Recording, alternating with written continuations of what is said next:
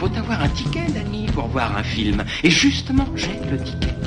Dès qu'il sort d'une salle obscure, Bobo Léon dégaine son micro-baladeur et commente le film qu'il vient de voir. Je ne veux plus entendre parler de film. Ciné Parler, sur Cinéma Radio. Je suis sûr que t'adores les répliques de cinéma du genre « Fais-moi plaisir » ou « Je suis ton pire cauchemar ». Et celle-là, qu'est-ce que t'en dis? Les babiles débiles du babouin nubile. www.cinemaradio.net. Ah, tu l'attendais pas, celle-là, hein? Et sur toutes les plateformes de podcast. C'est un passeport pour un autre monde. Bonjour, bienvenue dans cet épisode de Ciné Parler où je vais vous parler de Green Book de Peter Farrelly. Yeah, some guy called over here, a doctor. He's looking for a driver. You interested? I am not a medical doctor. I'm a musician. I'm about to embark on a concert tour in the Deep South. What other experience do you have? Public relations. Do you foresee any issues in working for a black man? You in the Deep South? There's gonna be problems. Promise me you're gonna write me a letter. I promise. Tell me that don't smell good. I've never had fried chicken in my life. You people love the fried chicken. You have a very narrow assessment of me, Tony. Yeah, right? I'm good. You will be interacting with some of the wealthiest people in the country. It is my feeling that your diction could use some finessing. But why you breaking my balls? Because you can do better, Mr. Balalonga. Dear Dolores. I saw Dr. Shirley play the piano. He's like a genius, I think. Come on, take it easy. I prefer not to get grease on my blanket. Ooh, I'm gonna get grease on my blanket. This gentleman says that I'm not permitted to dine here. I'm afraid not.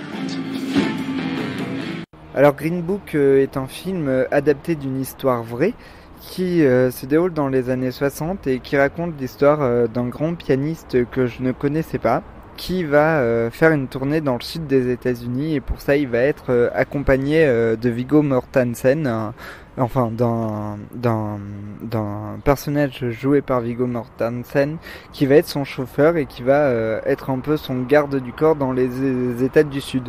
Donc après Get Out, après Blindspotting, après Moonlight, après Black Panther, voilà, c'est le nouveau film du cinéma black américain. Donc même s'il a été réalisé par un blanc, c'est quand même un film qui ne met pas de côté la question de la race. C'est vraiment un très très beau film.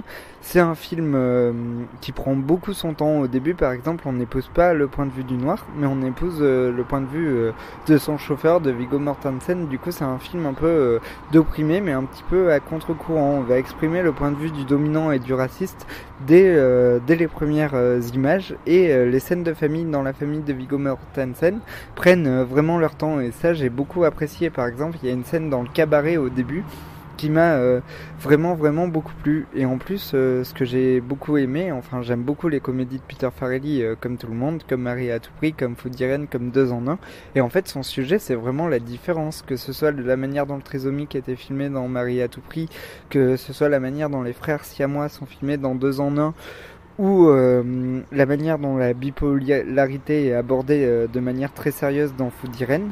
Et bien là c'est la différence entre les noirs et les blancs, et aux États-Unis dans les années 60 c'était vraiment horrible, l'apartheid. Il y a vraiment une très belle scène avec des gens qui ramassent le coton dans le sud des États-Unis, et il épouse la question de la race et de la classe en un seul plan. Des fois ce film est tellement beau qu'on dirait du Spielberg, et ce qui m'a beaucoup touché moi dans ce film, c'est que ça ne fait pas film à Oscar quoi. C'est vraiment, bon, il coche toutes les cases bien sûr, c'est un hymne à la tolérance, vous verserez votre petite larme, il y a une scène sous la pluie qui est vraiment magnifique, bref, c'est très très beau, c'est très bien fait, c'est hyper bien rythmé, et je pense que la manière dont les scènes de musique sont filmées, c'est la manière dont Peter Farrelly rythmait ses comédies aussi. Donc il y a quelque chose dans le rythme, dans le film, et puis il y a des gags aussi. À un moment donné il va se passer quelque chose dans le film, et la chute du gag va arriver que plusieurs scènes plus tard. Donc c'est un film assez sérieux mais assez rigolo, il se prend pas au sérieux quoi, ça se branle pas la moule comme Spotlight ou Moonlight,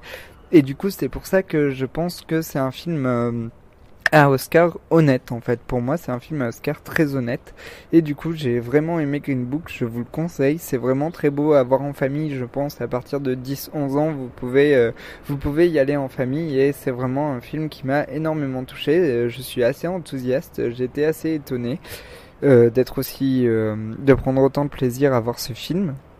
Mais je vous conseille vivement d'aller le voir. Les acteurs sont merveilleux. Il y a l'acteur de Moonlight dedans et Viggo Mortensen qui est vraiment vraiment super. Et voilà, du coup c'est tout. Je vous conseille d'aller voir ce film. Vous pouvez écouter les ciné-parlés sur Cinéma Radio, sur iTunes, sur Deezer et toutes les plateformes de téléchargement.